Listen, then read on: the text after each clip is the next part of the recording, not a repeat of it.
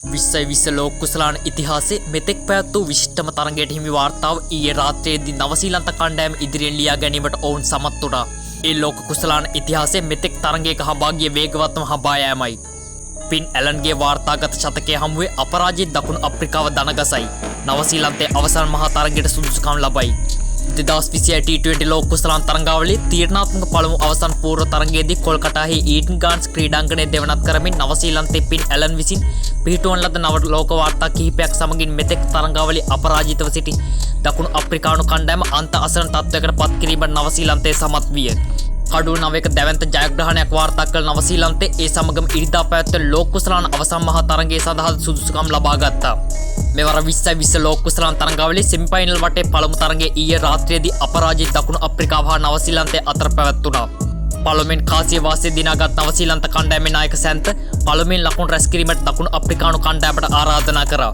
පළමුවෙන් ලකුණු රැස් කිරීමට පිටියට පැමිණ දකුණු අප්‍රිකානු පිතිකරුවන් නම් නවසීලන්ත පන්දු බලයනේ ඉදිරියේ සාර්ථකුනේ නැහැ. ඔවුන්ගේ ඉනිමේ පන්දු වාර 15ට පැමිණෙනකම්වත් ඔවුන් ලකුණු 120ක්වත් රැස් කරගෙන සිටියේ නැහැ. හැමදාමත් කණ්ඩායම වෙනුවෙන් වේගයෙන් ලකුණු රැස් කරන ඇඩම් මාක්‍රම් නොසිතූ අයුරින් දැවී ගියා.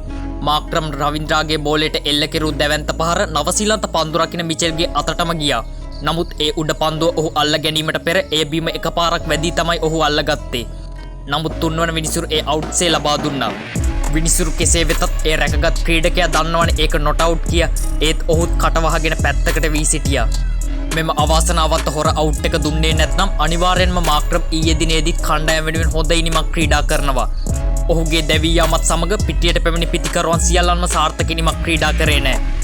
ඉන්පසු ප්‍රවේගකාරී සුපිරි පිතිහරබයක නියත වූ මාකෝ ජන්සන් පන්දු 30ක් තුලදී සුපිරි අර්ධ ශතකයක් වාර්තා කිරීමට සමත් වුණා. දකුණු අප්‍රිකානු කණ්ඩායමට පන්දු වාර 20 අවසානයේ කඩලු 8ක් දැවී රැස් කිරීමට හැකි වුණේ ලකුණු 169ක් පමණයි. ලකුණු 170ක ටාගට් එකකට පිටියට අවතීර්ණ වූ නවසීලන්ත ආරම්භක පිතිකරු යුගලේ පින් ඇලන් වේගවත් ශතකයක් සමගින් නවසීලන්ත කණ්ඩායම ජයග්‍රහණය වෙත රැගෙන ගියා. ඔහු පන්දු 33කින් නොදැවී ලකුණු 100ක් රැස් කරමින් පන්දු වාර 12යි පන්දු 5ක් තුල නියමිත ඉලක්කය සපුරාලීමට සමත් වුණා. තරගයේ කැපී පෙනෙනම සිදුවීම වූයේ පින් ඇලන් පන්දු 33ක් තුල සිය ශතකයේ සම්පූර්ණ කරමින් T20 ලෝක කුසලාන ඉතිහාසයේ වාර්තා පොත් අලුත් කිරීමයි. මේ T20 ලෝක කුසලාන ඉතිහාසයේ පිතිකරුවෙකු රැස් කළ වේගවත්ම ශතකයේ ලෙස ඉතිහාසගත වේ. මීට පෙර මෙම වාර්තාවට හිමිකම් කිව්වේ 2016 වසරේ පන්දු 47කදී ශතකයක් ලැබූ ක්‍රිස් ගේල්ය. ලෝක කුසලාන ඉතිහාසයේ වේගවත්ම ශතක මෙන්න. පන්දු 33කින් පින් ඇලන් දකුණු අප්‍රිකාවට එරෙහිව 2026 දී පන්දු 47කින් ක්‍රිස් ගේල් එංගලන්තයට එරෙහිව 2016 දී පන්දු 50කින් ක්‍රිස් ගේල් දකුණු අප්‍රිකාවට එරෙහිව 2007 දී පින් ඇලන්ගේ මෙම ඉනියම් වඩාත් සුවිශේෂී වන්නේ ඒ ලෝක කුසලාන නොකවුට් ස්ටේජ් වාර්තා වූ එකම ශතකයේ වීමයි. මෙම ශතකයත් සමගින් 2009 වසරේ සිට ශ්‍රී ලංකාවේ තිලකරත්න දිල්ෂාන් සතුව තිබූ වසර 17ක් පැරණි T20 ලෝක කුසලාන නොකවුට් තරගයකදී පිතිකරුවෙකු ලබාගත් ඉහළම ලකුණු වාර්තාවද බිඳ වැටුණි. තරගෙන් පසු පින් ඇලන් මාධ්‍ය වෙත කෙරූ ප්‍රකාශය මෙන්න. මට අවශ්‍ය වුණේ හොඳ ස්ථානවලට ඇවිත් කණ්ඩායම වෙනුවෙන් උපරිමය කරන්නයි. අපිට ඕන වුණා මුල ඉඳලම පන්දු යවන්නන්ට පීඩනයක් දෙන්න. ඒක අපිට ලොකු තරගයක්. අපි මේ ජයග්‍රහණය සමරලා ඉරිදා ෆයිනල් එකට ලෑස්ති වෙනවා. යනුවෙන් ඔහු පැවසුවා.